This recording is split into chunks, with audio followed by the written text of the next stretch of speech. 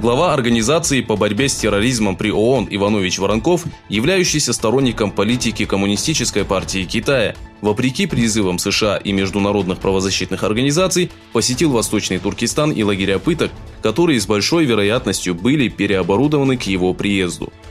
Министерство иностранных дел Китая сообщило, что визит состоялся с 13 по 15 июня.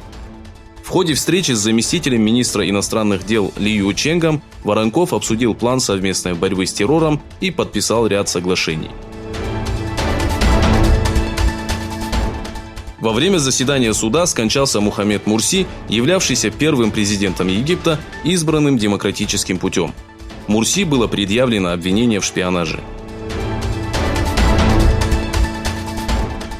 Факт того, что чипы и платы управления двигателем, освещением, топливной и навигационной системой американских F-35 производились китайской корпорацией Exception PSB, вызвали недовольство многих стран, в том числе и Англии.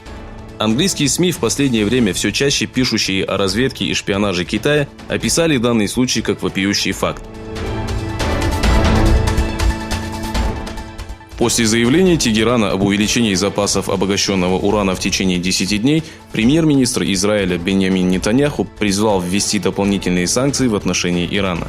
Нетаньяху напомнил, что санкции, упомянутые в соглашении о ядерном оружии от 2015 года, должны быть применены в отношении Ирана, и заявил, что Израиль не позволит Ирану стать ядерной державой. 16 июня в Европе завершился чемпионат по футболу, организованный общественными организациями Восточного Туркестана. Чемпионом стала команда, прибывшая из Швеции. Второе место заняла Норвегия, а третье досталось Бельгии. С другой стороны, в Стамбуле стартовал 6-й турнир по футболу среди уйгурской молодежи. Более 10 команд будут бороться за титул чемпионов в течение недели.